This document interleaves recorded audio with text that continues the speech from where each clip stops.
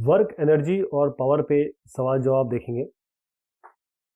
पहला है the sign of work done by a force on a body is important to understand.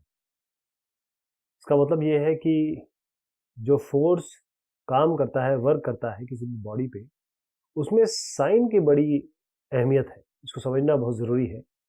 आपको बताना है कि इनमें से कौन सी क्वांटिटी या क्वांटिटीज पॉजिटिव है या नेगेटिव है, कौन से पॉजिटिव है कौन से नेगेटिव है। तो एक एक करके देखते हैं। सबसे पहला है work done by a man in lifting a bucket out of a well by means of a rope tied to the bucket. यानी कुएं से पानी निकालते समय जो काम हो रहा है वो पॉजिटिव है नेगेटिव है। तो पहला जो उत्तर है वो है पॉजिटिव। इस केस में जब कुएं से पानी निकाला जाता है तो फोर्स और डिस्प्लेसमेंट दोनों ही सेम डायरेक्शन में। इसका मतलब ये अगर कुआं है और इससे पानी निकाला जा रहा है तो पानी किस तरीके से निकाला जाएगा, इस तरफ, और आप खींचेंगे भी इस तरफ, तो फोर्स भी इस तरफ लग रहा है ऊपर की तरफ और डिस्प्लेसमेंट भी इस तरफ हो रहा है। इसका मतलब जो साइन है वो पॉजिटिव होगा। और वर्क कौन कर रहा है इसमें, और वर्क किस पे हो रहा है, बकेट पे हो रहा है, इसीलिए बकेट को यहाँ से खींचा जा रहा है, यहाँ से बकेट से खींचा जा रहा है। अगला है work done by gravitational force in the above case. Gravitational force जो काम कर रहा है, वर्क कर रहा है, वो कहाँ कर रहा है। अब देखिए डिस्प्लेसमेंट इस तरफ हो रहा है और ये तो ग्रेविटी है, तो ग्रेविटी नीचे की तरफ काम करेगी। तो यहाँ पर जो फोर्स ऊपर की तरफ खींच रहा है और डिस्प्लेसमेंट जो हो रहा है वो वर्टिकली अपोजिट हो रहा है। कहने का मतलब ये है कि जो फोर्स लग रहा है ये अभी हम mg की बात कर रहे हैं, हम ग्रेविटी की बात कर रहे हैं, और डिस्प्लेसमेंट इस तरफ हो रहा है, इधर अपोजिट डायरेक्शन में है। इसका मतलब जो वर्क डन है उसका साइन नेगेटिव होगा। तीसरा है work done by friction on a body sliding down an incline plane. कहने का मतलब अगर ये ऐसा इंक्लाइन प्लेन है, यहाँ से बॉडी इस तरफ जा रही है, तो फ्रिक्शनल फोर्स और इसका डायरेक्शन क्या होगा। देखिए जब भी बॉडी जाती है या किसी तरफ मूव करती है, फ्रिक्शन फोर्स उसके अपोजिट डायरेक्शन में काम करता है।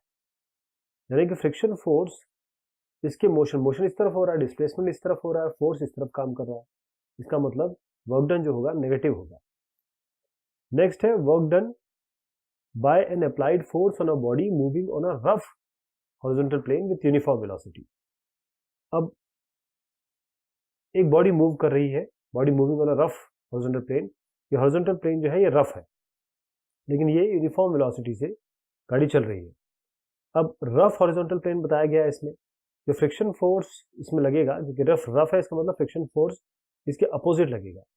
तो अगर यूनिफॉर्म वेलोसिटी मेंटेन करनी है, क्योंकि ये भी सवाल में दिया है कि वेलोसिटी यूनिफॉर्म है, अगर यूनिफॉर्म वेलोसिटी मेंटेन करनी है तो जो यूनिफॉर्म फोर्स वो आपको लगाना पड़ेगा इसमें, ताकि यूनिफॉर्म वेलोसिटी मेंटेन हो सके।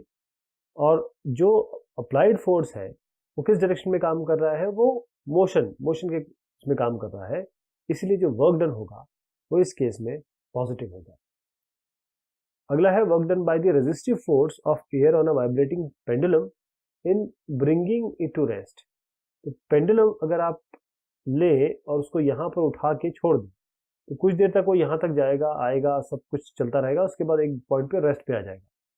तो वर्क डन इस रेजिस्टिव फोर्स, जो एयर का रेजिस्टिव फोर्स है, वो पॉजिटिव होगा तो नेगेटिव होगा, कि बताना है आपको। तो जो रेजिस्टिव फोर्स जो रेजिस्ट कर रहा है, एयर, हवा रेजिस्ट कर रही है, वो किस डायरेक्शन में होगा। जब भी जैसे जैसे यहाँ पर मोशन हो रहा है तो एयर इस तरफ रेजिस्ट करेगी, इस तरफ हो रहा है तो एयर इस तरफ रेजिस्ट करेगी। इसका मतलब दोनों ही केस में जो डिस्प्लेसमेंट हो रहा है और जो फोर्स लग रहा है वो अपोजिट डायरेक्शन में है, इसीलिए वर्क डन जो है इस केस में नेगेटिव होगा।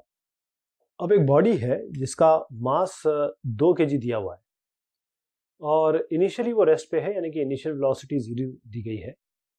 एक हॉरिजॉन्टल फोर्स इसमें अप्लाई किया गया 7 न्यूटन का, और ये टेबल पे है। जो कोएफिशिएंट ऑफ काइनेटिक फ्रिक्शन है वो 0.1 दिया है। आपको कंप्यूट करना है वर्क डन अप्लाइड फोर्स द्वारा 10 सेकंड में, वर्क डन फ्रिक्शन द्वारा 10 सेकंड में, वर्क डन जो नेट फोर्स लग रहा है बॉडी पे 10 सेकंड में, और जो चेंज हो रही है, तब्दीली हो रही है काइनेटिक एनर्जी में उस बॉडी की 10 सेकंड में। तो यहां से शुरू करेंगे कि यूके यानी कि फ्रिक्शन फोर्स, या जिसे हम नॉर्मल रिएक्शन कहते हैं। तो friction force divided by normal reaction होता है, यानी कि अगर मैं यूके की बात करूं तो वो होता है friction force divided by normal reaction. तो अगर आपको फ्रिक्शन फोर्स निकालना हो तो यूके के साथ एनआर को मल्टीप्लाई कर दीजिए, यानी यूके के साथ नॉर्मल रिएक्शन। नॉर्मल रिएक्शन किसके बराबर होता है?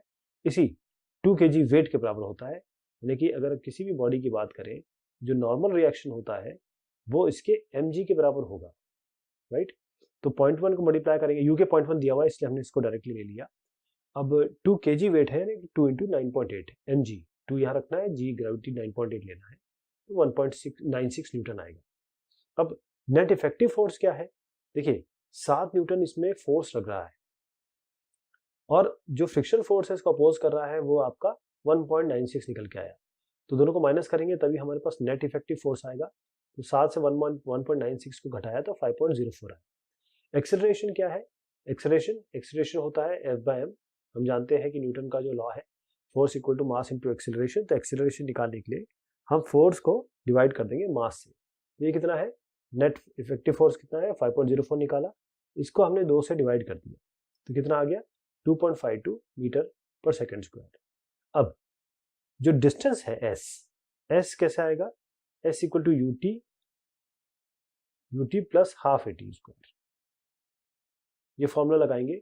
अब देखिए ut क्योंकि इनिशियल वेलोसिटी 0 दी गई है, रेस्ट पे है, तो ये तो हट जाएगा, half into a into T square. तो हाफ a आपके पास ये है 2.52 और टाइम आपको 10 सेकंड बोला गया है, तो इसको मल्टीप्लाई करेंगे 126 मीटर आ गया। अब हमें निकालना है कि वर्क डन कितना हुआ अप्लाइड फोर्स द्वारा।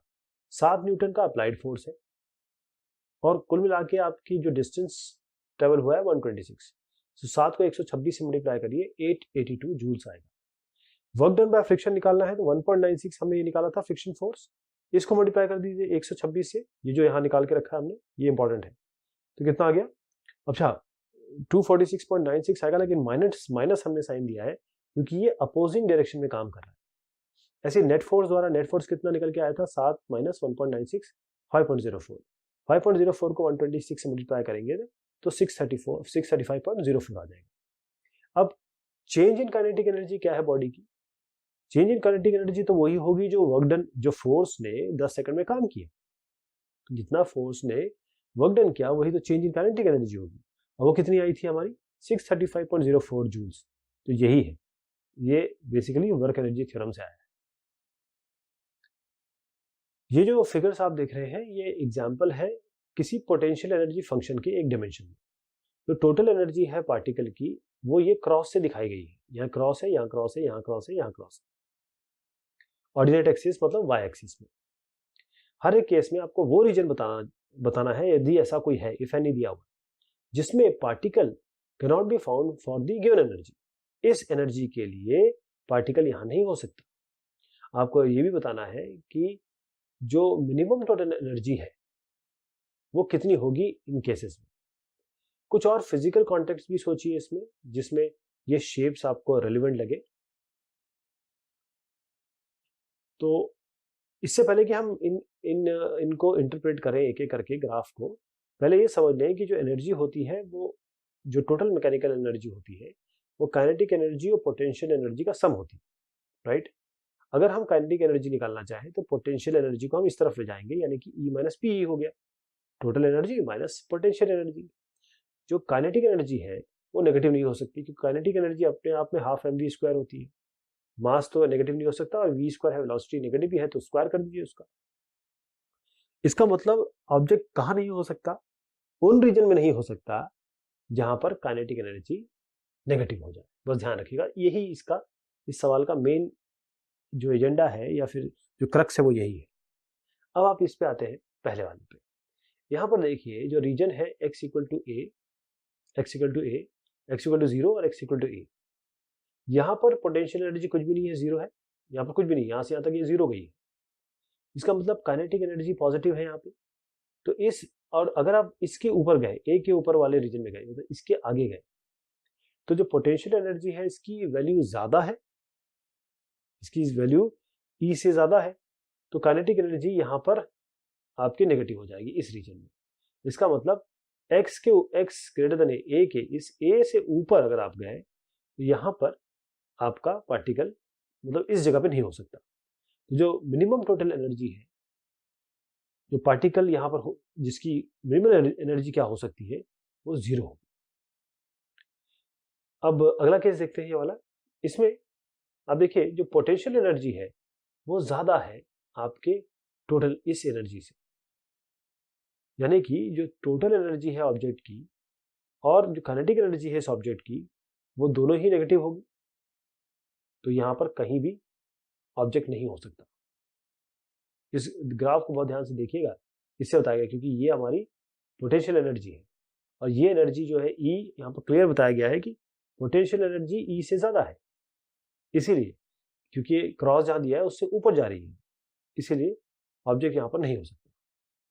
अगले में आते हैं, यहां पर जो x इक्वल टू 0 है इस पॉइंट पे और x a तक इस जगह पे और b से ऊपर, इस b से ऊपर यहां पर पोटेंशियल एनर्जी आपकी, जो पोटेंशियल एनर्जी आ रही है वो E से ज्यादा है। ये देखिए E यहाँ है, E यहाँ है ना। इस जगह पे x इक्वल टू 0 यहां से यहां तक और साथ में b से ऊपर, ये इससे ज्यादा है। इसका मतलब काइनेटिक एनर्जी नेगेटिव होगी। इसका मतलब इन पोर्शन में इस जगह पे और इसके ऊपर आपका पार्टिकल नहीं हो सकता। फिर उसके बाद अगला जो ग्राफ है उसको भी बहुत ध्यान से देखिए। ये -b/2 है और यहां से a/2 इस जगह पे। देखिए ये क्रॉस यहां है, तो इस जगह पे ये एक लाइन भी बनी हुई है, -b/2 से लेकर -a/2 और -a/2 से लेकर -b/2, ये -b/2 है यहाँ पे। मैं आपको उस ग्राफ में दिखाता हूँ, क्योंकि इन सब रीजन में जो पोटेंशियल एनर्जी है वो ज्यादा है ई से। कहने का मतलब ये है कि ये जो पोर्शन है आपका -b/2 से a/2 और a/2 से लेकर -b/2, इस जगह पर आपका इन दोनों रीजन में ऑब्जेक्ट नहीं हो सकता, क्योंकि यहाँ पोटेंशियल एनर्जी आपकी ई से ज्यादा है। जो पोटेंशियल एनर्जी फंक्शन है किसी पार्टिकल का, एक लीनियर सिंपल हार्मोनिक मोशन में वो चल रहा है, वो इस तरीके से दिया है, Vx is equal to kx²/2। ये पोटेंशियल एनर्जी का फंक्शन है।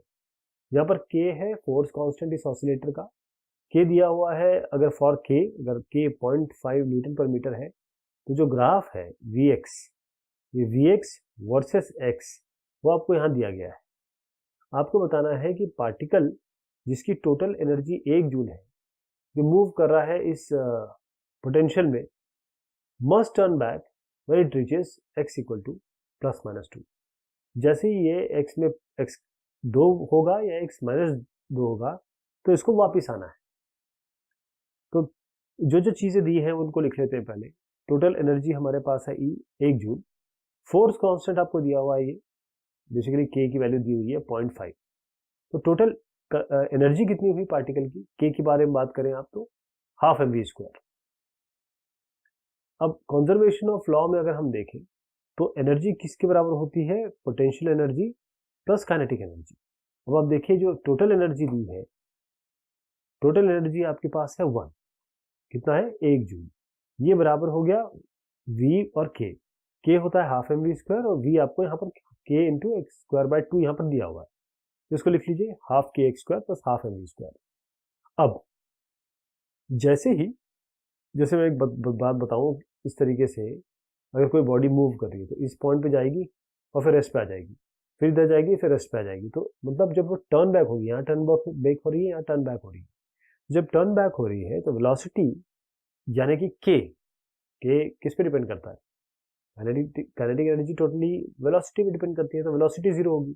इस केस में अगर इसको आप 0 करते हैं तो 1 बराबर होगा ½ kx² का। ओके, तो अगर आप देखें कि हम k की वैल्यू 0.5 डाल दें तो ये वैल्यू आएगी, और x निकालना है तो 0.5 को नीचे ले आइए, 2 को ऊपर ले जाइए, इसको सॉल्व करिए, x इक्वल टू x² आपका 4 आया, तो इसका मतलब x क्या होगा +-2, इसका रूट लिया हमने।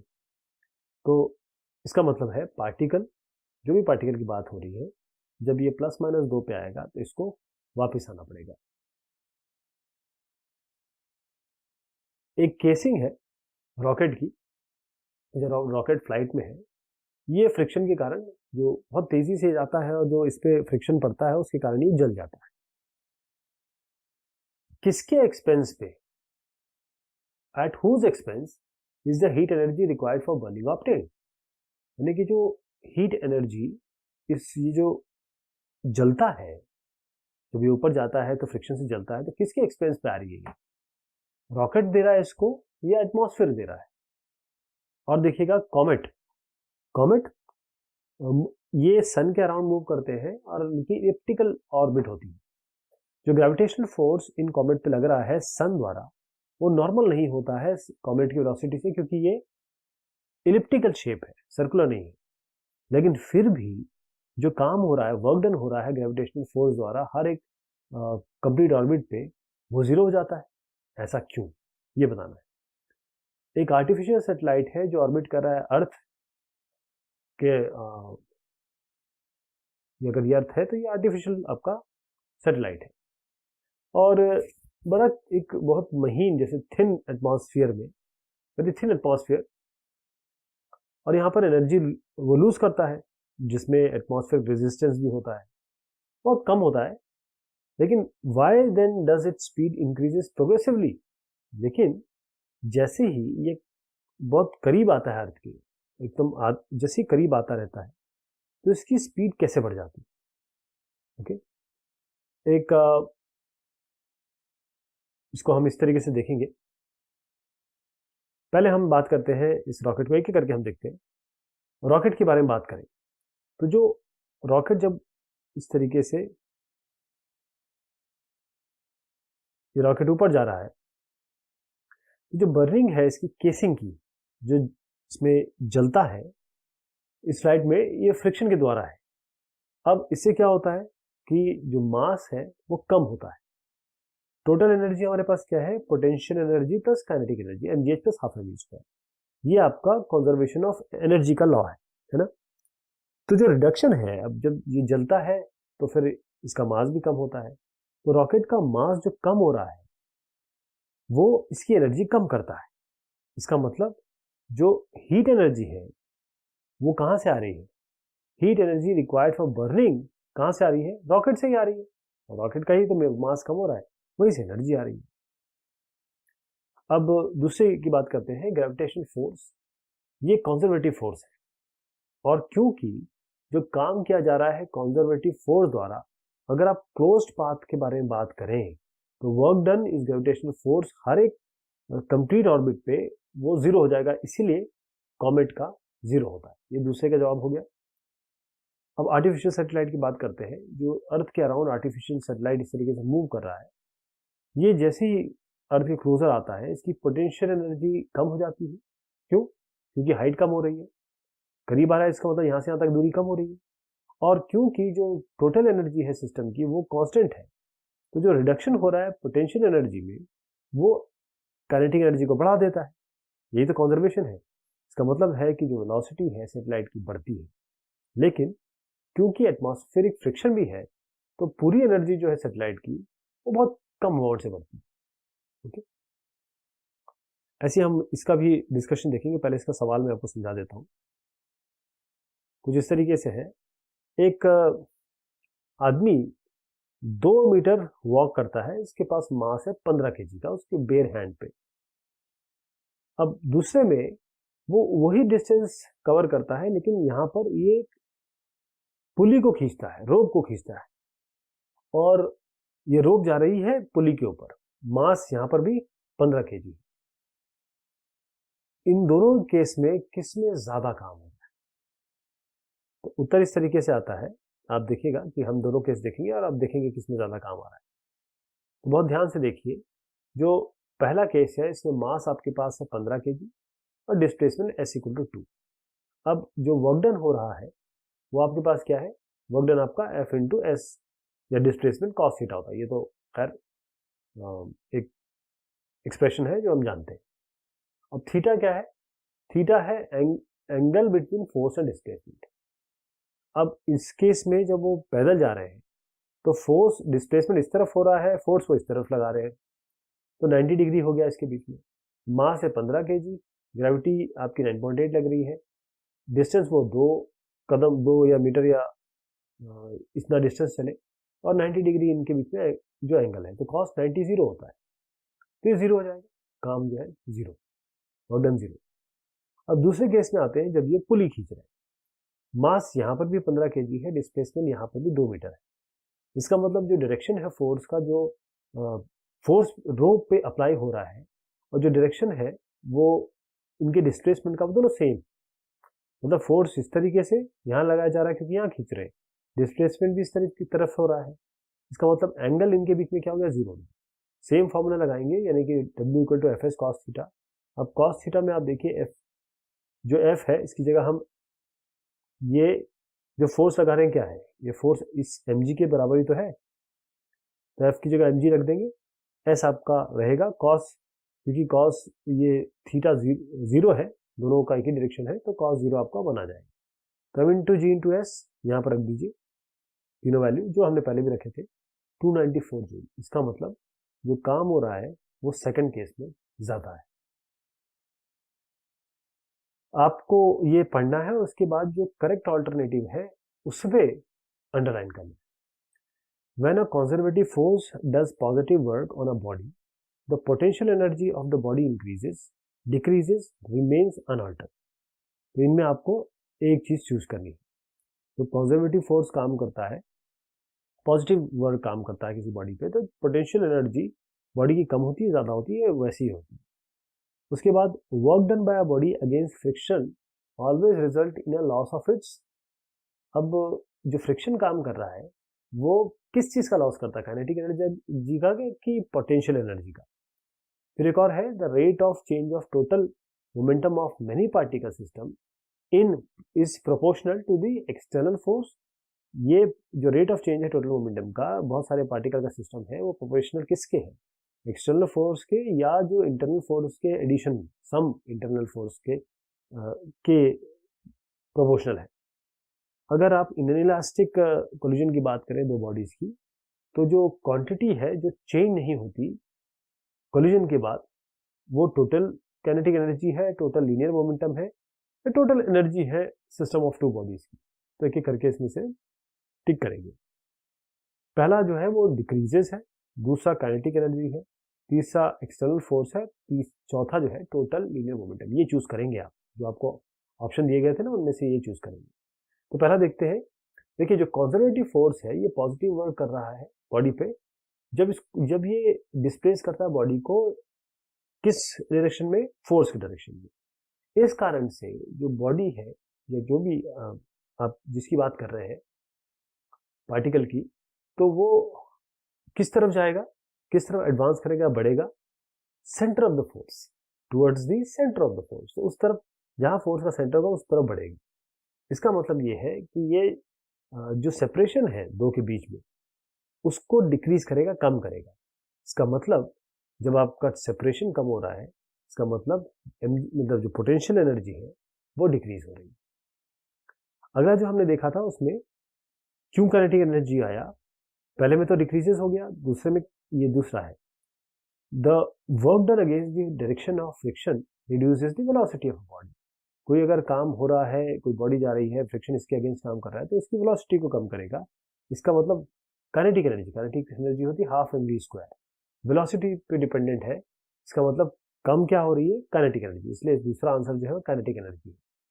तीसरा है जो इंटरनल फोर्सेस, जो भी उनकी डायरेक्शन हो, वो कोई भी जो टोटल मोमेंटम है बॉडी का, उसमें कोई भी अंतर नहीं ला पाएंगे, can not produce any change.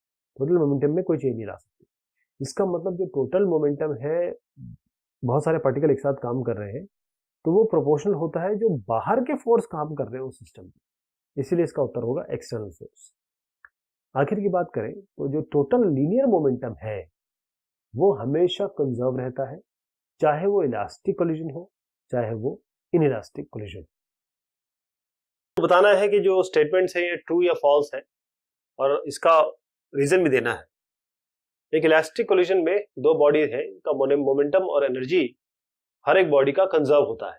इसका उत्तर इस तरीके से होगा, जब इलास्टिक कोलिजन की बात होती है तो टोटल एनर्जी और मोमेंटम दोनों बॉडीज का, इंडिविजुअल बॉडी का नहीं, दोनों बॉडीज का कंजर्व होता है। अगला है total energy of a system is always conserve no matter what internal and external forces on the body are present. इसका मतलब है कि जो टोटल एनर्जी होगी सिस्टम की वो कंजर्व रहेगी, ये फर्क नहीं पड़ता कि इंटरनल या एक्सटर्नल फोर्सेस वो उस बॉडी में है। देखिए जो इंटरनल फोर्सेस होते हैं, इसका उत्तर इस तरीके से है, वो बैलेंस हो जाते हैं। इसका मतलब ये है कि कोई भी काम में उनका योगदान नहीं होता है। एक्सटर्नल फोर्सेस जो होते हैं उन्हीं की एबिलिटी होती है, उसी से वर्क होता है, काम होता है। इसका मतलब जो एक्सटर्नल फोर्सेस है वो जो सिस्टम है, बॉडीज है, उनके उनके जो चेंज है एनर्जी में, केवल करने की क्षमता एक्सटर्नल फोर्सेस की है, क्योंकि इंटरनल फोर्सेस बैलेंस हो जाते हैं। Work done in the motion of a body over a close loop is zero for every force in nature. देखिएगा इसकी बात हो रही है कि अगर मोशन ऑफ द बॉडी अगर इस तरीके से है, क्लोज लूप में है, तो वर्क डन जीरो है, ये कहा गया है इसमें। तो ये केवल और केवल कंजर्वेटिव फोर्सेस के लिए है, यानी कि जो काम हो रहा है, वर्क डन हो रहा है, एक मोशन है बॉडी की, और उस तरीके से है कि इस तरीके से क्लोज लूप बन रहा है, वो जीरो तभी होगा जब आप कंजर्वेटिव फोर्स की बात कर रहे हैं और किसी फोर्स की नहीं। In an elastic collision, the final kinetic energy is always less than the initial kinetic energy of the system. Inelastic collision अगर हो रहा है तो जो फाइनल मतलब जब हो चुका होगा उस पर जो काइनेटिक एनर्जी बनेगी वो कम होगी जो शुरुआत की काइनेटिक एनर्जी होगी। तो जब हम इन इलास्टिक कोलिजन की बात करते हैं तो जो फाइनल काइनेटिक एनर्जी है, यानी कि काइनेटिक एनर्जी एफ की बात करें, ये कम होती है किससे? इनिशियल काइनेटिक एनर्जी से। ये बिल्कुल सत्य है। क्यों? क्योंकि जब इस टाइप का कोलिजन होता है तो हमेशा एनर्जी का लॉस होता है, और एनर्जी का लॉस किस तरीके से होता है? हीट में। अगर दो बॉल टकरा रही हैं और आपस में थोड़ी सी हीट भी पैदा होगी, आवाज भी आपको भी सुनाई देती है, इस कारण से ये होता है। रीजन के साथ आपको उत्तर देना है इनका। अगर इलास्टिक कोलिजन है, दो बिलियर्ड बॉल का इलास्टिक कोलिजन हो रहा है, क्या सवाल यह है कि क्या टोटल काइनेटिक एनर्जी कंजर्व रहेगी?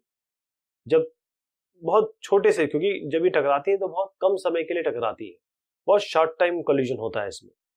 एक और चीज है, is the total linear momentum, मतलब जो टोटल लीनियर मोमेंटम है वो कंजर्व होता है? ये जो बहुत छोटा टाइम है जिसके लिए आपस में टकरा रही है, इलास्टिक कोलिजन हो रहा है इन दो बॉल्स के बीच में। अब यही जवाब आपको इन इलास्टिक कोलिजन के लिए देना है। एक और चीज है, यदि जो पोटेंशियल एनर्जी है दो बिलियर्ड बॉल की, ये किस पे डिपेंड करती है? केवल इस पे डिपेंड करती है कि इनके बीच में डिस्टेंस कितना है, इतना है या इतना है। इनके सेंटर के बीच में, यहां से यहां तक और यहां से यहां तक, इनके बीच में डिस्टेंस कितना है। तो क्या ये कोलिजन इलास्टिक है या इन इलास्टिक है? हम यहाँ पर जो सवाल है उसमें क्लियर दिया गया है। यहाँ पर बात पोटेंशियल एनर्जी जो कोलिजन के समय जो फोर्स पैदा कर रहा है, या यहाँ पर ग्रेविटेशन पोटेंशियल एनर्जी की बात नहीं हो रही है। तो पहली चीज तो इसके बारे में बात करते हैं, इसका उत्तर है नहीं। जब एक इलास्टिक कोलिजन होता है तो जो टोटल इनिशियल काइनेटिक एनर्जी है, अगर मैं इसकी बात करूं, टोटल इनिशियल काइनेटिक एनर्जी जो बॉल्स की होती है और बराबर होती है टोटल फाइनल काइनेटिक एनर्जी। अगर मैं इसको टोटल KEF कर दूं, इस तरीके से होगा। ये जो काइनेटिक एनर्जी है ये कंजर्व कब नहीं होगी? ये कंजर्व नहीं होगी जब दो बॉल आपस में कांटेक्ट में होंगे। ध्यान रखिएगा, ये कब नहीं कंजर्व होगी? जब आपस में कांटेक्ट में होंगे। बल्कि जब ये कोलिजन हो रहा होगा तो जो काइनेटिक एनर्जी है इन बॉल्स की, वो किस में कन्वर्ट हो जाएगी? उस समय वो पोटेंशियल एनर्जी में कन्वर्ट हो जाएगी, क्योंकि उस समय के लिए ये टकरा रहे होंगे, एक मोमेंटरी रेस्ट में होंगे, तो पोटेंशियल एनर्जी में कन्वर्ट हो जाएगी। अगला जो पूछा गया था वो ये था कि क्या टोटल लीनियर मोमेंटम कंजर्व होगा इस छोटे से अंतराल जिसमें वो टकरा रहे हैं? तो उत्तर है यस। एक इलास्टिक कोलिजन में जो टोटल लीनियर मोमेंटम है सिस्टम का वो हमेशा कंजर्व होता है, हमेशा इनिशियल और फाइनल बराबर होते हैं। और उसके बाद है क्या ये इनइलास्टिक कोलिजन के लिए क्या होगा इसमें, तो हमारा उत्तर रहेगा पहले के लिए नो, दूसरे के लिए यस। पहला का नो क्यों, जब इनइलास्टिक कोलिजन हो रहा है तो यहाँ कहीं ना कहीं काइनेटिक एनर्जी का लॉस होगा, कहीं ना कहीं होगा, यानी कि जो टोटल काइनेटिक एनर्जी है बिलियर्ड्स की कोलिजन के पहले, टकराने के पहले, वो हमेशा ज्यादा होगी कोलिजन के बाद के बनिस्बत या उसके रिस्पेक्ट में।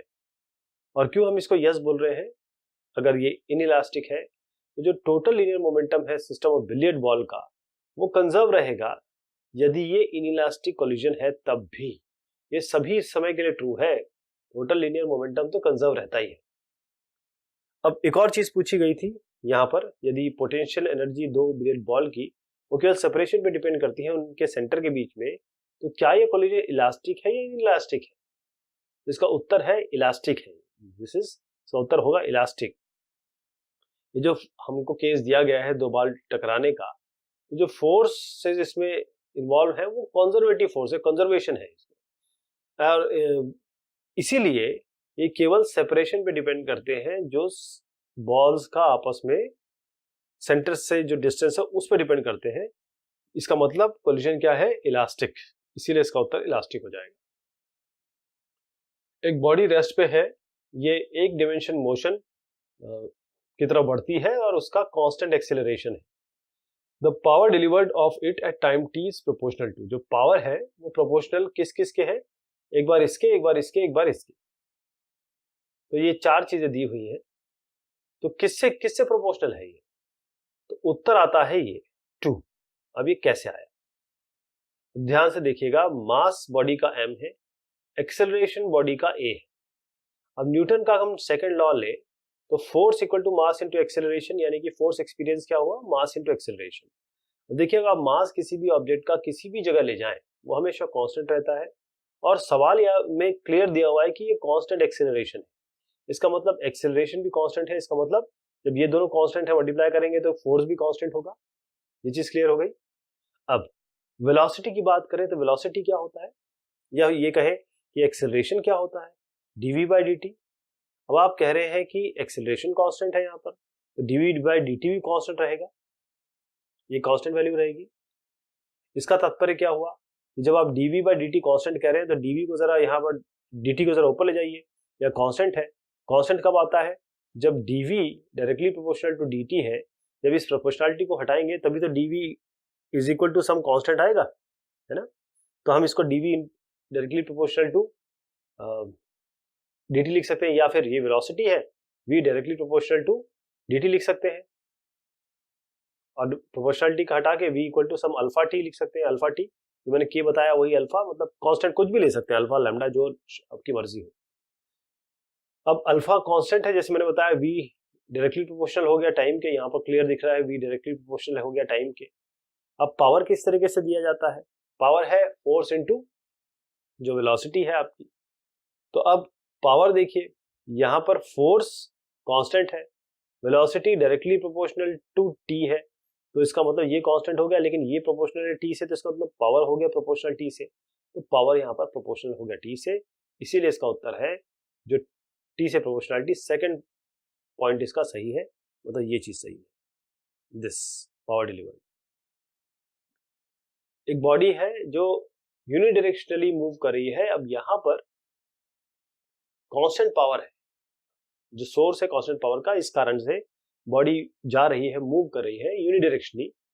अब जो डिस्प्लेसमेंट है टाइम t, अब डिस्प्लेसमेंट किसके प्रोपोर्शनल होगा, ये आपके पास कुछ ऑप्शंस दिए हैं। देखिए, सबसे पहले पावर होता है f इंटू वी, ये हम सब जानते हैं। अब क्योंकि f इंटू वी, एक एक करके इसको देखा जाए, पावर है f इंटू वी, मैंने कहा power equal to f into V, okay. f की जगह हम ma लिख दें, मास इंटू एक्सेलरेशन, और इसको और थोड़ा सा करते हैं, a को हम लिखते हैं dv by dt, right, m into dv by dt, और बाहर v ले लेते हैं, राइट। जो फोर्स है इसको मैंने एम ए लिखा, ए की जगह डीवी बाई डी टी लिखा, यानी कि ये मास वेलोसिटी है डीवी बाई डी टी। अब ये कांस्टेंट है, उन्होंने कहा ये कांस्टेंट वैल्यू है। अब हम क्या करेंगे, इस अगर हमने कहा ये इसको थोड़ा सा वेरिएट करेंगे, क्योंकि कुछ चीजें हैं यहाँ पर यूनिडायरेक्शनली घूम रहा है, कांस्टेंट पावर, कहीं ना कहीं से इसको हम इस तरीके से करेंगे कि हम x ले आए। तो x कैसे ले आएंगे, x कहां से आएगा? पहली चीज तो ये देखिए कि यहाँ पर dv है, यहाँ dt है, ये m है, और हम कह रहे हैं कि जो वैल्यू है कांस्टेंट, इसको हम k कह रहे हैं कांस्टेंट, क्योंकि दिया हुआ है क्वेश्चन में, k दिया हुआ है, कांस्टेंट मान रहे हैं। dt के ऊपर इधर ले जाइए, तो mv, और ये क्योंकि मास, इसको dt को ऊपर ले जाएंगे तो k dt आएगा, मास को ले जाइए तो m नीचे आएगा। थोड़ा सा इसको रीअरेंज करेंगे, बेसिकली हमने किया क्या, m v dv by dt, इसको हमने कहा k। हम इंटीग्रेशन करना चाह रहे हैं, इसलिए हम क्या करेंगे, v dv को एक जगह रखेंगे, dt को ऊपर ले जाएंगे, k को नीचे ले जाएंगे, मतलब k dt बाय m हो गया। वो यहाँ पर आप देख पा रहे हैं, ये चीज की गई है। अब दोनों साइड को हम इंटीग्रेट कर देते हैं। इंटीग्रेट करेंगे तो ये तो v स्क्वायर बाय 2 आ जाएगा, k बाय m बाहर ले लेंगे, दोनों कांस्टेंट है, और dt का इंटीग्रेशन होता है t। इससे v निकल के आएगा, 2 ऊपर ले जाइए और अंडर रूट कर दीजिए, तो under root 2 kt by m। अब v क्या होता है, वेलोसिटी होता है dx बाई dt, है ना? तो इस v की जगह हम dx बाई dt रख देंगे। dx बाई dt किसके बराबर हो गया, अंडर रूट जो ये चीज आ रही है, तो under root 2k by m। अब इसमें क्या 2k by m under root, तो ये कांस्टेंट हो गया, यानी कि मैं जब ये बात कर रहा हूँ 2k बाय m t, तो इसमें ये तो पार्ट कांस्टेंट हो गया। अंडर रूट t मतलब होता है t की पावर हाफ, तो हम इसको अलग कर सकते हैं, t को अलग कर सकते हैं, यानी ये हो जाएगा under root 2k by m और t की पावर हाफ, इन लोग अलग अलग कर दिया। अब क्या करेंगे, dx यहाँ रखिए, dt को इस तरफ ले जाएंगे, तो अब दो dx यहाँ आ गया, dt यहाँ आ गया, तो k डैश किस तरीके से बन रहा है, जो k डैश है ये हमने इसको कहा कि भाई 2k बाय जो भी वैल्यू आपकी आ रही है उसको हमने यहाँ पर नया कांस्टेंट हो गया है, इसमें हमें फर्क नहीं पड़ रहा, हमने केवल dx किया। अब हम क्या करेंगे कि इसको और इसको इंटीग्रेट कर देंगे। अब ये इसका इंटीग्रेशन x होगा, जो कांस्टेंट है बाहर ले आइए, और उसके बाद k डैश हमने मान लिया, k डैश कांस्टेंट है, लेकिन अब हम बात कर रहे हैं t की पावर हाफ, जो यहाँ पर लिया था, इसके इंटीग्रेशन की बात कर रहे हैं। तो ये क्या होगा, t की पावर, ये जो t की पावर हाफ है, ये है हाफ, ओके, हाफ इसमें डिवाइड होता है इंटीग्रेशन में, t की पावर 1/2 प्लस 1 बाय 1/2 प्लस 1, इस तरीके से इंटीग्रेशन होता है। जैसे हम देखेंगे ये t की पावर हाफ प्लस 1 क्या होता है, t की पावर 3/2, जो आप यहाँ पर देख पा रहे हैं, और जो कांस्टेंट नीचे आएगा वो यहाँ पर वेरिएट हो गया, तो क्या आ गया 2/3 k डैश t की पावर 3/2। इस कांस्टेंट से हमें मतलब नहीं है, ये कांस्टेंट जो भी आता है, क्योंकि इसलिए हमने इस कांस्टेंट को हमने k डैश कह दिया, लेकिन इंटीग्रेशन के बाद ये क्या आया, t की पावर 3/2, इसमें हमारा इंटरेस्ट है। तो x किस पे रिलेट कर रहा है, x is equal to some k, कुछ भी कांस्टेंट हो सकता है जो हमारा वैल्यू आई, लेकिन ये t 3/2 आया, तो x is directly proportional to t की पावर 3/2, तो ये होगा इसका उत्तर। एक बॉडी है, कंस्ट्रेंड है कि वो मूव करे z एक्सिस, एक coordinate system x y z, z direction में मूव करे। अब इसमें फोर्स जो लग रहा है वो है F माइनस आई, x डायरेक्शन में -1, इसका मतलब कंपोनेंट हो जाएगा y में 2 और z में आपका 3, इतना न्यूटन का फोर्स है। आई जे के यहाँ पर जो है यूनिट वेक्टर्स हैं x y z के अलावा। कितना वर्क डन होगा इस फोर्स द्वारा, जो बॉडी मूव कर रही है, डिस्टेंस 4 मीटर दिया है और z एक्सिस के अलावा। तो इसके निकालने के लिए सबसे पहले हमारे पास फोर्स ये है, डिस्प्लेसमेंट उन्होंने कहा है 4 metre along z axis, 4 metre along z axis मतलब आप k वेक्टर लेंगे, ये z एक्सिस मतलब ये x y z। अब वर्क डन क्या होगा, वर्क डन होता फोर्स इनटू डिस्प्लेसमेंट। फोर्स आपको ये दिया हुआ है, डिस्प्लेसमेंट 4k दिया है, दोनों का डॉट प्रोडक्ट निकालेंगे, यानी -1 इंटू यहाँ पर देखिए k है, इसका मतलब बाकी चीज 0 है, i और j 0 है, -1 इंटू 0, 2 इंटू 0, केवल 3 इंटू 4 होगा, क्योंकि यहाँ इसके i और j कंपोनेंट नहीं है, इसलिए 0 0 ले लिए। 3 इंटू 4 आएगा केवल आपका, और कोई नहीं आएगा। यहाँ पर 3 इंटू 4 आपने किया तो 12 जूल आ गया, 12 जूल है, यही वर्क डन है फोर्स द्वारा इस बॉडी पे। इलेक्ट्रॉन है और प्रोटॉन है, ये डिटेक्ट किए गए। एक कॉस्मिक रे एक्सपेरिमेंट हो रहा है। पहला kinetic energy 10 keV kilo electron volt और दूसरा जो है 100 किलो इलेक्ट्रॉन वोल्ट। अब आपको बताना है व्हाट इज फास्टर, कौन सा फास्ट है, इलेक्ट्रॉन या प्रोटॉन। इलेक्ट्रॉन फास्टर है या प्रोटॉन फास्टर है। आपको इनका रेशियो भी लेना है स्पीड्स का, और कुछ चीजें इसमें दी हुई है। इलेक्ट्रॉन का मास दिया है, प्रोटॉन का मास दिया हुआ है, और ये भी बताया गया है कि एक इलेक्ट्रॉन वोल्ट की वैल्यू क्या है। तो सबसे पहले उत्तर इसका देख लीजिए, इलेक्ट्रॉन फास्टर होगा और रेशियो जो स्पीड है वो 13.54 बाय 1 या 1:1। कहां से आया ये, एक एक करके चलते हैं। मास ऑफ इलेक्ट्रॉन आपको प्रदान किया गया है, दिया गया है, तो हम इसको लिख लेंगे। मास ऑफ प्रोटॉन भी आपको दिया गया है, इसको भी हम लिख लेंगे। अब काइनेटिक एनर्जी इलेक्ट्रॉन की क्या दी गई है, 10 किलो इलेक्ट्रॉन वोल्ट। किलो की जगह 10 की घात 3 मतलब 10 इंटू 10 की पावर 3 इलेक्ट्रॉन वोल्ट, मतलब जो के है उसको हमने 10 की पावर 3 लिखा, 10 की पावर 4 हो गया। अब इलेक्ट्रॉन वोल्ट की जगह एक इलेक्ट्रॉन वोल्ट किसके बराबर है, 1.6 इंटू 10 टू द पावर -19। इसका मतलब जूल में इतनी वैल्यू आ गई। अब काइनेटिक एनर्जी जो प्रोटॉन की है वो क्या है, 100 किलो इलेक्ट्रॉन वोल्ट। 100 और ये के 10 की पावर 3 यानी कि 10 की पावर 5 हो गया।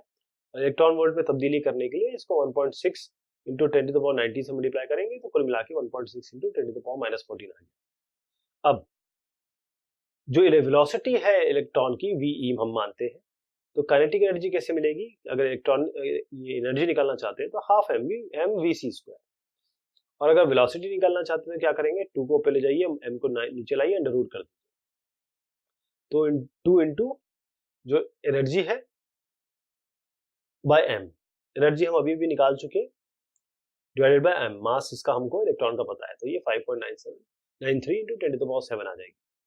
यही हम काम करेंगे किसके साथ, प्रोटॉन के साथ। तो इलेक्ट्रॉन जो एनर्जी है प्रोटॉन की वो है हाफ एम वीपी स्क्वायर। अब यहाँ पर वीपी स्क्वायर निकालेंगे, 2 पे ले जाइए, यहाँ m को ले जाइए यहाँ पर और अंडर रूट कर दीजिए, जो कि यहाँ किया गया है। यहाँ वैल्यू लिख दीजिए जो ई के पी निकाला हमने और मास हमको दिया गया है, यानी 4.38 इंटू 10 टू द पावर 6 आएगा। अब वीपी और वीई जो निकाला है इनका रेशियो ले लीजिए, तो इनका रेशियो निकालेंगे तो ये वैल्यू आ जाएगी। और रेन ड्रॉप्स, एक रेन ड्रॉप है जिसका रेडियस है 2 मिलीमीटर, ये 2 मिलीमीटर इसका रेडियस है। अब ये किस हाइट से गिर रहा है, 500 मीटर ग्राउंड से ऊपर। ये गिर रहा है डिक्रीजिंग एक्सेलरेशन से, क्योंकि एक अच्छा खासा विस्कस रेजिस्टेंस मिल रहा है हवा द्वारा, तो वो उसको रोक रहा है गिरने से। अब आधे दूरी तक तो ये ओरिजिनल हाइट तक गिरता है, फिर ये मैक्सिमम यानी कि टर्मिनल स्पीड गेन कर लेता है। उसके बाद आधी दूरी तक तो ये इस तरीके से गिरता है, उसके बाद आधी दूरी पर ये यूनिफॉर्म स्पीड से गिर रहा है। आपको बताना है कितना वर्क डन किया गया ग्रेविटेशनल फोर्स द्वारा इस ड्रॉप पे पहले, और इसका मतलब पहली दूरी अलग तरीके से तय कर रहा है, दूसरी जो दूरी है अलग तरीके से तय कर रहा है। तो पहला और दूसरा हाफ जो है, जो उसकी जर्नी हो रही है वाटर ड्रॉप की, उसमें दोनों में आपको कितना ग्रेविटेशनल फोर्स, कितना एनर्जी, कितना काम कर रहा है, वर्क डन कितना है वो निकालना है। उसके बाद कितना वर्क डन हुआ इस रेजिस्टिव फोर्स द्वारा इस पूरी जर्नी में, यदि स्पीड जिस स्पीड से ये नीचे यहाँ पर गिरता है वो है 10 मीटर पर सेकेंड। तो कैसे करेंगे, सबसे पहले देखिए कि रेन आपकी ड्रॉप है बाकायदा, इसका यहाँ पर आपको 2 mm रेडियस मिला हुआ है, तो मिलीमीटर को जरा मीटर में चेंज करेंगे तो ये 2 इंटू 10 की पावर -3 मीटर हो जाएगा। अब देखिए वॉल्यूम क्या होगा इस पूरे ड्रॉप का वॉल्यूम, क्योंकि अगर हम इसको स्फेरिकल माने तो 4/3 पाई आर क्यूब, आर आपको मिला है यहाँ पर रख दीजिए, 4/3 इंटू पाई, पाई की जगह 3.14 और ये आर की जगह 2 इंटू 10 टू द पावर -3 और क्यूब है तो उसकी पावर 3 ले लें, तो वॉल्यूम आ गया। अब डेंसिटी जो पानी की है ये हमें खैर पता है, 10 की पावर 3 kg पर मीटर क्यूब होता है। मास निकालने के लिए क्या करेंगे, मास होता है डेंसिटी इंटू वॉल्यूम, यानी कि इस संख्या को इससे मल्टीप्लाई कर देंगे, ये आपकी डेंसिटी आ गई। अब ग्रेविटेशनल फोर्स कितना काम कर रहा है, F इक्वल टू mg, जब नीचे की तरफ काम करता है जो फोर्स काम करेगा वो m इंटू जी। आपने देखा कि यहाँ पर हमारे पास जो वैल्यू आई मास और ग्रेविटी, इन दोनों को हमने मल्टीप्लाई कर दिया। अब वर्क कितना हुआ, वर्क कितना किया गया ग्रेविटेशनल फोर्स द्वारा, जब पहले आधे दूरी पे काम कर रहा है, तो W जो पहला इनिशियल हम बात कर रहे हैं, एक 1 और ये 2 अलग से निकालेंगे। W1 जो काम कर रहा है ये आधी दूरी, ये आधी दूरी है, तो आधी दूरी के लिए हमारे पास ये फोर्स है और डिस्टेंस इसने कितना ट्रैवल किया ये इसमें बताया गया है। भाई डिस्टेंस जो है 500 मीटर है, तो यहाँ से यहाँ तक 250 मीटर हो जाएगा, यहाँ से यहाँ तक 250 मीटर हो जाएगा, आधा आधा डिस्टेंस 250 से मल्टीप्लाई कर लेंगे हम, जो हमने वैल्यू अभी भी निकाली थी। तो ये f निकाल लिया था हमने, f को हमने 250 से मल्टीप्लाई कर दिया, यानी कि इसको 250 से मल्टीप्लाई किया, तो ये आपका 0.082 जूल आ गया। इतना काम किया गया है, द अमाउंट ऑफ वर्क ये आपका हो गया। अब this amount of work is equal to the work done by gravitational force on the drop in the second half of its journey. ये वाली ये जो काम किया गया है वही आपकी सेकंड इसमें काम किया गया है, तो 0.082 जूल। अब क्योंकि लॉ ऑफ कंजर्वेशन एनर्जी है, यदि कोई रेजिस्टिव फोर्स नहीं होता तो टोटल एनर्जी जो रेन ड्रॉप की है वो सेम रहती, यानी कि टोटल एनर्जी जो टॉप पे होगी वो क्या होगी, mgh है ना, mgh, यानी कि आपके पास मास इतना था, ग्रेविटी आपने यूज तो कर ली है, हाइट आपके पास इतनी आ गई 500 जो शुरुआत की है, यानी कि इस जगह पे क्या इसकी एनर्जी होनी चाहिए, ये 0.164 जूल आ गया। लेकिन ये तब की बात थी जब रेजिस्टिव फोर्स नहीं था, लेकिन अभी यहाँ रेजिस्टिव फोर्स है और जो ये गिरती है यहाँ पर इसकी जो स्पीड है वो 10 मीटर पर सेकंड दी गई है, तो टोटल एनर्जी यहाँ पर पहुंचने पर क्या आ गई, अब क्योंकि यह ग्राउंड पे जीरो हो जाएगा h, तो टोटल एनर्जी क्या होगी, केवल हाफ mv² होगी, mgh जीरो हो जाएगा, हाइट जीरो है, हाफ mv², यानी कि हाफ इंटू एम मास ले लीजिए जो हमने निकाला, और वेलोसिटी 10 दी हुई है तो 10 का स्क्वायर कर दीजिए, तो 1.675 इंटू 10⁻⁻3। ये तब की बात थी जब कोई रेजिस्टिव फोर्स नहीं था, ये तब की बात है क्योंकि वेलोसिटी दी हुई है, ये तब की बात है जो रेजिस्टिव फोर्स है। दोनों को सब्ट्रैक्ट कर लीजिए, आपके पास -0.162 जूल आ जाएगा, यही रेजिस्टिव फोर्स है। एक मॉलिक्यूल है एक गैस कंटेनर में, वो हिट करता है एक हॉरिजॉन्टल वॉल को, उसकी स्पीड आपको दी गई है 200 मीटर पर सेकेंड और एंगल बताया गया है 30 डिग्री नॉर्मल के साथ, परपेंडिकुलर के साथ, और रिबाउंड करता है उसी स्पीड, सेम स्पीड से। क्या मोमेंटम कंजर्व हुआ इस कोलिजन में, क्या ये कोलिजन इलास्टिक है या इनइलास्टिक है, आपको ये बताना है। इसका उत्तर समझिएगा, पहली चीज तो ये है कि मोमेंटम कंजर्व हो रहा है और कोलिजन इसमें इलास्टिक है। इसका मतलब जो मोमेंटम है इस गैस मॉलिक्यूल का ये कंजर्व रहेगा यदि इलास्टिक हो या यदि इनइलास्टिक हो कोलिजन, ये ध्यान रखिएगा, चाहे कोई भी कोलिजन हो मोमेंटम हमेशा कंजर्व होता है। अब इसमें सवाल में बताया गया है कि जो गैस मॉलिक्यूल है इसकी वेलोसिटी 200 मीटर पर सेकेंड और ये एक स्टेशनरी वॉल को जो कंटेनर की है उसे टकरा रहा है और उसके बाद उसको टकरा के वो सेम स्पीड से बाहर भी जा रहा है। इसका मतलब ये है कि जो रिबाउंड वेलोसिटी है वो वॉल की वो तो जीरो है। इसका मतलब जो टोटल काइनेटिक एनर्जी है मॉलिक्यूल की ये कंजर्व हो रही है टकराने पर जो कोलिजन है, इसीलिए ये एग्जांपल है इलास्टिक कोलिजन का। एक पंप है ग्राउंड फ्लोर पे एक बिल्डिंग के, वो पंप कर सकता है पानी को ऊपर की तरफ ताकि एक टैंक को फिल किया जा सके। वॉल्यूम इसका है 30 मीटर क्यूब, 15 मिनट में कर सकता है। यदि जो टैंक 40 मीटर ग्राउंड के ऊपर है और एफिशिएंसी इस पंप की है 30%, तो कितना इलेक्ट्रिक पावर कंज्यूम होगा इस पंप द्वारा।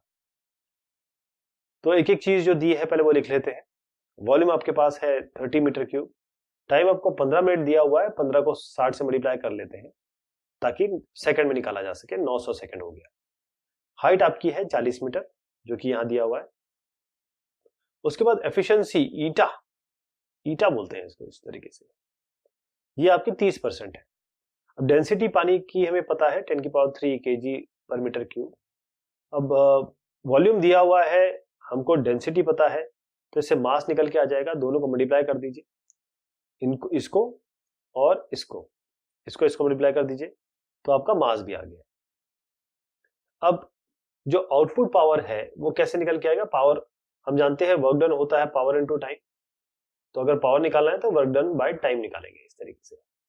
तो वर्क डन है mgh ऊपर की तरफ पहुंचाने के लिए mgh/t। ये सारी वैल्यूज रख दीजिए, आपके पास इतना वॉट आ जाएगा। जो इनपुट पावर है PI और एफिशिएंसी कैसे दी जाती है? एफिशिएंसी का मतलब है कि PO/PI। इसका मतलब ये है कि भाई इनपुट पावर क्या है और आउटपुट आपको क्या मिल रहा है। ये आउटपुट मिला और इनपुट क्या पावर क्या दिया गया, ये आपको 30% दिया गया है। अभी भी आपने P0 निकाल लिया या P आउटपुट निकाल लिया, तो P आउटपुट निकल गया, 30% यहाँ है, PI निकालना है। तो कैसे करेंगे? PI को यहाँ ले आइए, 30 से डिवाइड कर दीजिए इस वैल्यू को। इस वैल्यू को 30 से डिवाइड करेंगे तो आपका ये वॉट में आ जाएगा। डिवाइड बाय अगर आप चाहें तो 10⁻³ से कर लीजिए तो आपका किलोवाट में आ जाएगा। दो आइडेंटिकल बॉल्स बियरिंग्स है, कॉन्टेक्ट में है एक दूसरे से और एक फ्रिक्शनलेस टेबल में रेस्ट कर रहे हैं। अब ये हिट किए जाते हैं, टकराते हैं हेड ऑन एक और बॉल से, एक और बॉल बियरिंग से, जिसका मास भी सेम है और इनिशियली वो मूव कर रही है स्पीड v से। यदि कोलिजन इलास्टिक है, कौन से इन फिगर में पॉसिबिलिटी है, यानी कि इस फिगर में कौन सा पॉसिबल है कोलिजन के बाद? अब देखिए कि जो टोटल मोमेंटम है पहले और बाद में, इसमें कांस्टेंट रहेगा। कैसे? अब ये एक एक करके हम देखते हैं। एक इलास्टिक कोलिजन है जिसमें टोटल काइनेटिक एनर्जी सिस्टम की वो पहले और बाद में कंजर्व रहती है। अब हो ये रहा है कि आपका जब जो मास m हिट कर रहा है, बॉल बेरिंग हिट कर रहा है, तो टोटल एनर्जी जो सिस्टम की है कोलिजन के पहले क्या है, यहाँ पर देखिए जो ये बॉल दोनों है ये तो रेस्ट पे है। इसका मतलब हाफ इंटू जो मास हमने m+m लिया वो वेलोसिटी इसकी 0 है। केवल जो आ रहा है ये कुछ वेलोसिटी लेके आ रहा है, तो हाफ mv² रहेगा, ये 0 हो जाएगा, तो half mv², v capital v मतलब इनिशियल वेलोसिटी है। अब जो टोटल एनर्जी है सिस्टम की कोलिजन के बाद वो क्या होगी? Half 2m into 0 plus half mv²। इसका मतलब ये है कि हमारी जो काइनेटिक एनर्जी है सिस्टम की वो इस केस में भी कंजर्व हो रही है। अब काइनेटिक एनर्जी सिस्टम कोलिजन के बाद जब तीनों जुड़ जाएंगे, देखिए एक एक केस ले रहे हैं, पहले एक केस ये हो गया, ठीक। एक केस में क्या कहा गया, फिर से समझिएगा इसको। पहले केस में यह है कि इसकी वेलोसिटी 0 हो रही है और इनकी वेलोसिटी जो है कुछ यहाँ पर दी गई है। दूसरा केस जो हमने लिया इसमें वेलोसिटी 0 यहाँ पर कर दी गई, यानी कि जो दोनों सिस्टम है उनकी वेलोसिटी 0 हो गई और ये तीसरे की वेलोसिटी भी है। ये जो 2m है हाफ इंटू m और वेलोसिटी इसकी 0 हो गई दूसरे केस में। और ये जो लाल कलर का देख रहे हैं इसके पास v वेलोसिटी मिल गई, तो यहाँ पर भी हाफ mv² हुआ, यानी कि यहाँ पर भी काइनेटिक एनर्जी कंजर्व रही। तीसरे केस में क्या हो रहा है कि जो तीनों ये दोनों थे, तीसरे ने टकराया और इसके बाद तीनों एक साथ चलने लगे v/3 से, तो हाफ इंटू 3m, तीनों हो गए m+m+m और वेलोसिटी को आपने तिहाई कर दिया क्योंकि यहाँ v/3 दिया हुआ है। Half into 3m into v/3 whole square, इसको सॉल्व करेंगे तो 1/6 mv²। यहां पर कंजर्व नहीं हो रही है, इस जगह पे कंजर्व नहीं हो रही है। एक बॉब ए है यहां पर, ये बॉब ए है पेंडुलम का, इसको 30 डिग्री से रिलीज किया गया इस वर्टिकल के हिसाब से, ताकि ये दूसरे बॉब जो बी यहां पर आपके ग्राउंड पे रखा है इसको ये टकराए, रेस्ट पे रखा हुआ है। अब आपको बताना है कि कितनी दूरी तक ये ए राइज करेगा टकराने के बाद।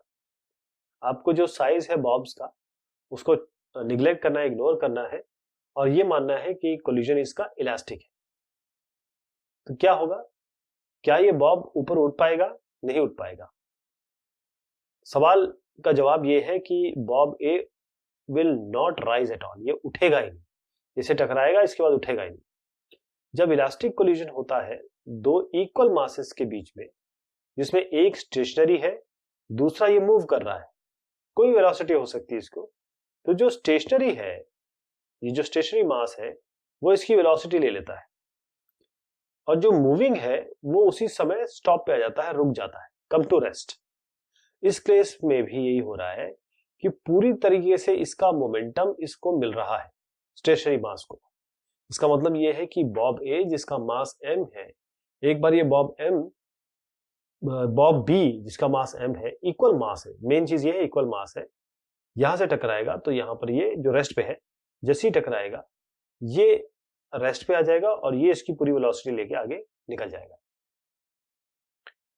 एक बॉब, अगेन एक पेंडुलम का ही सवाल है, ये आपका पेंडुलम है, इसको रिलीज किया गया हॉरिजॉन्टल पोजीशन से। हॉरिजॉन्टल पोजीशन ये होती है, यदि जो लेंथ है पेंडुलम का 1.5 मीटर दिया हुआ है, ये 1.5 मीटर है, क्या स्पीड होगी जिससे बॉल अराइव करेगा इस लोअर मोस्ट पोजीशन पे, तो इस तरीके से छोड़ा गया, यहां पर आके इसकी क्या स्पीड होगी आपको ये बताया गया है कि जो डिसिपेटेड है, इसका मतलब अगर यहां से यहां तक आया और एयर रेजिस्टेंस जो भी इस पे लग रहा है उसके कारण इसका 5% एनर्जी कम हो गई। तो लेंथ हमको दिया है 1.5, मास हम मान लेते हैं m, एनर्जी जो डिसिपेट हुई है 5% है। अब हम जानते हैं लॉ ऑफ कंजर्वेशन और कंजर्वेशन ऑफ एनर्जी के हिसाब से जो इस पूरे सिस्टम की एनर्जी है वो तो कांस्टेंट रहेगी, टोटल एनर्जी इसकी कांस्टेंट रहेगी। हॉरिजॉन्टल पोजीशन पे ये एल है, यहां पर इस पे mg लग रहा है, तो इसके पास एनर्जी कितनी है, mgh होता है, mg इंटू एल कर देंगे। तो पोटेंशियल एनर्जी जो ई इस p पोजीशन पे मान लीजिए, इस ई पी मतलब एनर्जी एट p मतलब पोटेंशियल एनर्जी क्या हो जाएगी, mg इंटू एच, या h यहाँ पर l है।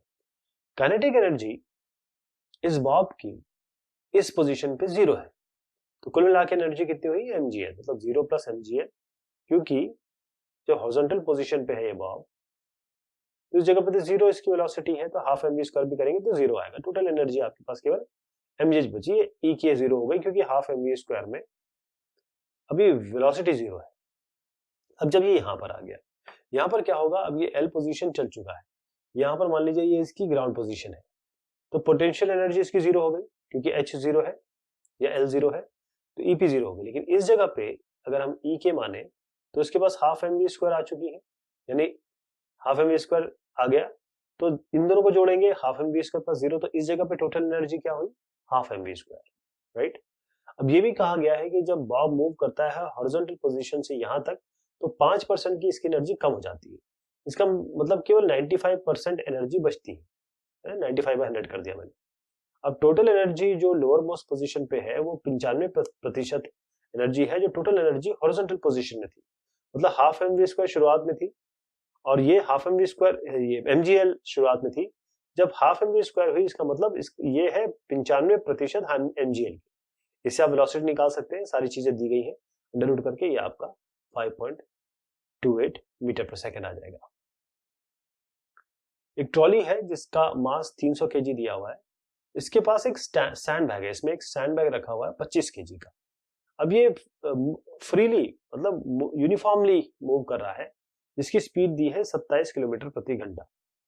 एक फ्रिक्शन लेस ट्रैक है, तो मतलब फ्रिक्शन आपको इग्नोर करना है। थोड़ी देर बाद जो सैंड है मतलब बालू रेत, वो लीक करने लगती है होल से, कोई होल होगा उसमें ट्रॉली के, और उसका रेट बताया गया है 0.5 kg पर सेकेंड। आपको बताना है क्या स्पीड है ट्रॉली की जब सैंड बैग पूरी तरीके से खाली हो जाएगा। जो सैंड बैग है, एक ट्रॉली है, उसके ऊपर ये इस तरीके से एक सैंड बैग रखा है, मान लीजिए ये सैंड बैग रखा है। अब ये मूव कर रहे हैं, यूनिफॉर्म स्पीड इसकी दी हुई है 27 किलोमीटर प्रति घंटे। अब जो एक्सटर्नल फोर्स है जो इस काम कर रहा है इस सिस्टम पे या कहें सैंड बैग और ट्रॉली पे, वो तो 0 है क्योंकि ये यूनिफॉर्मली मूव कर रहे हैं। जब सैंड यहां से लीक करना शुरू हो गई, इसका मतलब जो वेलोसिटी है उस पर तो कोई चेंज नहीं हो रहा। इसका कारण ये है कि जो लीकिंग एक्शन है, यहां से जो चीजें निकल रही है वो कोई एक्सटर्नल फोर्स तो नहीं प्रोवाइड, मतलब एक्सटर्नल फोर्स तो कहीं नहीं आ रही है, ये सब इंटरनल है सिस्टम के। तो न्यूटन फर्स्ट लॉ के हिसाब से अकॉर्डिंग अगर इसका हम लें तो स्पीड जो ट्रॉली की है वो 27 किलोमीटर प्रति घंटा ही रहेगी, इसमें कोई चेंज नहीं आएगा। सवाल यह है कि एक बॉडी है जिसका मास है 0.5 kg, ये ट्रेवल कर रहा है एक स्ट्रेट लाइन पे, वेलोसिटी इसकी दी हुई है v = a x⁻3/2। जब भी इस तरीके का सवाल देखें आप समझ लें कहीं ना कहीं कुछ ये x⁻3/2 है तो d/dx या इंटीग्रेशन कुछ होने वाला है। अब एक्सेलरेशन इसका ये दिया हुआ है, आपको बताना है वर्क डन नेट फोर्स द्वारा, जो डिस्प्लेसमेंट है 0 से लेकर 2 तक जा रहा है। तो देखिएगा मैंने जैसे बताया, इसका कहीं ना कहीं आप या तो चेंज इन काइनेटिक एनर्जी निकालेंगे या वेलोसिटी निकालेंगे या कोई change D by D x निकालेंगे, इंटीग्रल निकालेंगे, इस तरीके से इसको सॉल्व किया जाता है। तो अभी फिलहाल हमारे पास केवल कुछ बहुत छोटी चीज पूछी गई है, यानी कि एक ही चीज पूछी गई है, इसमें नहीं आता, लेकिन जब इस तरीके से आता तो ध्यान रखिएगा कहीं ना कहीं आपको डी बाई डी टी या डी बाई डी एक्स इस तरीके से निकालना पड़ सकता है। खैर आगे बढ़ते हैं। मास आपको 0.5 kg दिया हुआ है, यहां से हम मास लेंगे। अब वेलोसिटी जो बॉडी की है वो v equal to a x by x 3/2 है। एक्सेलरेशन आपको यहां दिया हुआ है 5। ओके, अब इनिशियल वेलोसिटी इसकी जब x इक्वल टू 0 है, इस x इक्वल टू 0 से लेकर आपको x इक्वल टू 2 तक निकालना है, इस दरमियान निकालना है। इनिशियल वेलोसिटी जब शुरुआत हुई तो x इक्वल टू 0 पे 0 है और final velocity x equal to 2 पे 10√2। फाइनल वेलोसिटी 10√2 आया। कैसे? जब आप इसमें एक्सेलरेशन डालेंगे इस जगह पे और x इक्वल टू 2 डालेंगे, मतलब x वैल्यू आपकी 2 है तो एक्सेलरेशन आपको दिया हुआ है 5 और यहाँ पर x की पावर 3/2, यानी कि जब x है 2 की पावर 3/2, कितना आया ये 10√2। अब चेंज इन काइनेटिक एनर्जी जो हाफ चेंज इन काइनेटिक मतलब फाइनल माइनस इनिशियल, तो half m v square minus half m u square, half m common ले लेंगे तो v square minus u square. V अभी आपने देखा कैसे निकला, हाफ एम बाहर ले लीजिए, ये आपके पास है, ये आपके पास है, ये आपने निकाल लिया, ये 0 है, दोनों का डिफरेंस लीजिए 50 जूल आएगा। इस तरीके से इसका आंसर आएगा। जो ब्लेड्स है विंड मिल के वो SVEEP out a circle of area A, यानी विंड मिल इस तरीके से होती है, इस तरीके से मान लीजिए इसकी जो चक्रियां हैं जो हवा के साथ घूमती हैं, तो ये एक सर्कल बनाती है इस तरीके से। तो सर्कल जो है उसका एरिया ए दिया हुआ है। If the wind flows at a velocity of v perpendicular to the circle, इस तरीके से मतलब ये सर्कल है और आप ये मान लीजिए मैंने आपको टॉप व्यू दिया है तो इसके ऊपर से विंड आ रही है। What is the mass of the air passing through it in time t, मास क्या है एयर का जो इससे पास हो रही है उस एरिया के हिसाब से बताना है। दूसरा आपको बताना है what is the kinetic energy of air, kinetic energy क्या है एयर की। और एक और चीज है कि आपको विंडमिल मान लीजिए 25% की जो विंड एनर्जी है उसको कन्वर्ट करता है इलेक्ट्रिक एनर्जी में।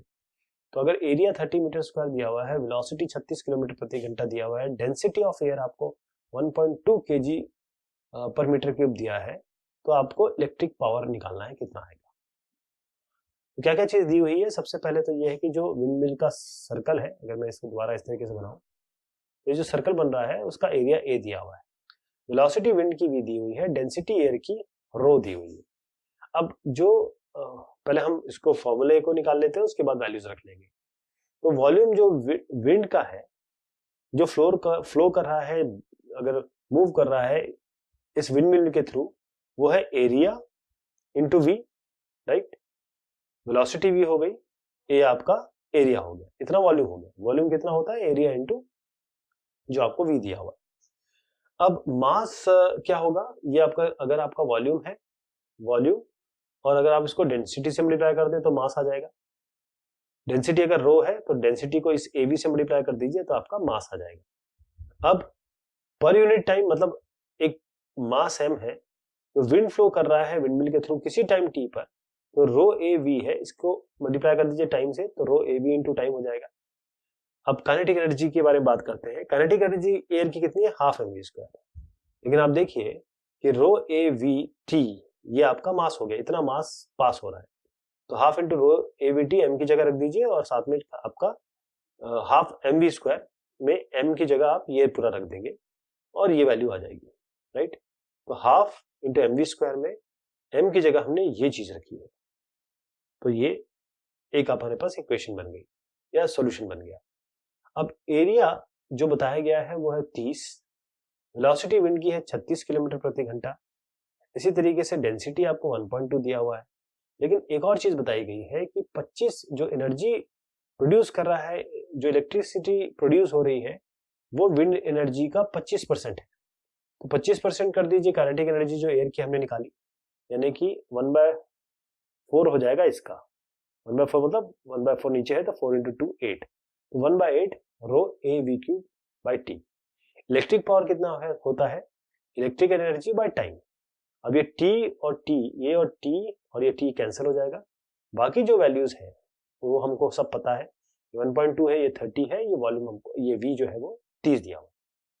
तो आपका तीनों को मल्टीप्लाई करिए और जो v है आपका इस जगह पे, तो यहाँ पर ये 36 जो है ना, ये 36 ये वेलोसिटी है, सॉरी ये वेलोसिटी है, तो इसको हम 5/18 से मल्टीप्लाई करते हैं ताकि मीटर पर सेकंड पे निकाल सके। 2 से मल्टीप्लाई होगा, 5 × 2 10, इसीलिए 10 आया है। इन सबको रखिए, आपका 4.5 × 10 की पावर 3 आएगा। अगर इसको आप 10 की पावर 3 से डिवाइड कर दें तो किलोवाट में आ जाएगा, तो 4.5 किलोवाट आ जाएगा। एक पर्सन है, एक इंसान जो कोशिश कर रहे हैं वेट लूज करने की, डाइटर है, डाइट पे है, वो 10 kg मास को उठाते हैं 1000 times to a height of 0.5 metre each time. 10 kg mass को वो 1000 बार उठाते हैं। हाइट कितने हाइट पे उठाते हैं, 0.5 मीटर, मतलब आधा मीटर उठाते हैं। मानिए कि जो पोटेंशियल एनर्जी है जो लॉस्ट हो रही है हर टाइम, ये जो पर्सन है, महिला है, each time she lowers the mass is dissipated. मतलब ये आपको अज्यूम करके चलना है जब ये सॉल्व करेंगे क्वेश्चन को, कि जो पोटेंशियल एनर्जी है लूज हो रही है हर बार जब वो लोअर कर रही है मास को, उसमें कुछ डिसिपेट हो रहा है, कुछ मास डिसिपेट हो रहा है। तो how much work does she do against the gravitation force? Gravitation force के अगेंस्ट क्या काम कर रही है? अब जो फैट सप्लाईज है वो 3 फैट मतलब वसा, चर्बी, 3.8 × 10⁻⁷ ऑफ एनर्जी पर किलोग्राम जो कन्वर्ट हो रही है मैकेनिकल एनर्जी में। इसका एफिशिएंसी रेट है 20%। अब कितना फैट, कितनी चर्बी इन्होंने यूज की, ये जो डाइटर महिला है उन्होंने, देखिए मास जो वेट का है 10 kg है, तो ये 10 kg हो गया। हाइट मतलब यहां से लेकर यहां तक उठाती है, इसका हाइट है 0.5 मीटर, यहां से यहां तक कितने बार उठाती है, 1000 बार। तो वर्क कितना किया गया ग्रेविटेशनल फोर्स के अगेंस्ट? देखिए mgh तो इनका पोटेंशियल एनर्जी, मतलब इसके अगेंस्ट काम किया बेसिकली, और n ये मतलब 1000 बार काम किया गया, तो mgh इंटू 1000 कर दिया आपने, कुल मिला के आ गया 49 × 10⁻³ डिवाइड कर दीजिए इसको 10⁻³ से, तो 49 किलो जूल आ गया। अब अगले में ये दिया हुआ है कि जो इक्विवेलेंट एनर्जी है 1 kg फैट की, 1 kg फैट का पर किलोग्राम है ना, ये 1 kg फैट का जो एनर्जी इक्विवेलेंट है वो है 3.8 × 10⁻⁷। जो एफिशिएंसी रेट है 20%। तो मैकेनिकल एनर्जी जो उनकी बॉडी प्रोवाइड कर रही है वो क्या है, 20%, 3.8 × 10⁻⁷ का, यानी कि इसका 20%, इसका 20% कर दीजिए, तो 20% हमने कर दिया, 3.8 × 10⁻⁷, ये वैल्यू आ गई। अब इसमें equivalent mass of fat lost by dieter कितना होगा?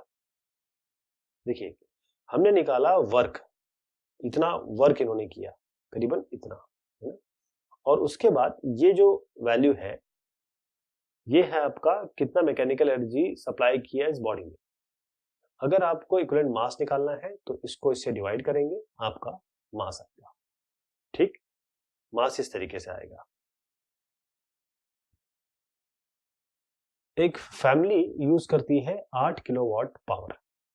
जो डायरेक्ट सोलर एनर्जी है, जो इंसिडेंट है किसी हॉरिजॉन्टल सरफेस पे, जिसका एवरेज रेट 200 वाट पर स्क्वायर मीटर है, यदि 20% इस एनर्जी का उसको कन्वर्ट किया जा सकता है यूजफुल इलेक्ट्रिकल एनर्जी में, तो how large an area is needed to supply 8 kilowatt?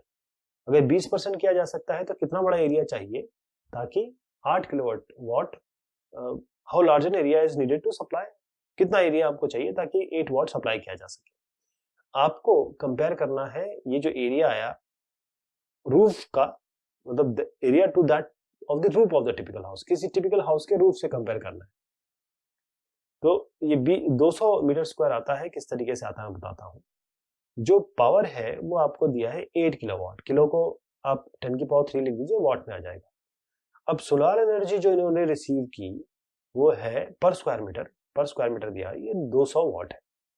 ये भी कहा गया है कि 20% जो है कन्वर्जन है, यानी कि एफिशिएंसी जो कन्वर्जन की है सोलार से, मतलब सौर ऊर्जा से इलेक्ट्रिकल एनर्जी में जो कन्वर्जन है वो 20% है।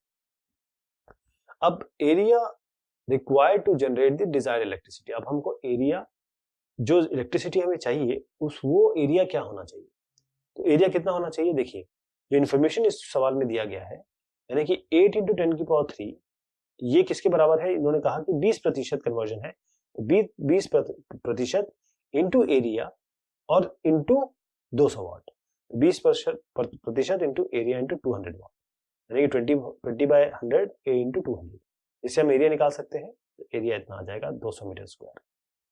जो एरिया है सोलार प्लेट का, जिसकी जरूरत होगी हमें 8 किलोवाट इलेक्ट्रिसिटी बनाने के लिए, वो इक्विवेलेंट होगा एरिया रूफ, यदि 200 मीटर स्क्वायर है ना, 14 इंटू 14 करिए कितना आता है, 6 1 करिए है 5 1 4 कितना हो 196, तकरीबन 196 मीटर स्क्वायर, मतलब 14 मीटर बाय 14 मीटर 196, तो 196 200 के करीब है ना, मीटर स्क्वायर आ रहा है, तो इसलिए 14/14 का करीब होना चाहिए। आप इसको 14.1 14.1 या 14.2 भी कह सकते हैं, लेकिन इसको न्यूमरल में रखें तो ज्यादा अच्छा है। तो ये बात हुई वर्क, एनर्जी और पावर के सवाल जवाब की। बहुत शुक्रिया, बहुत मेहरबानी आप सभी की।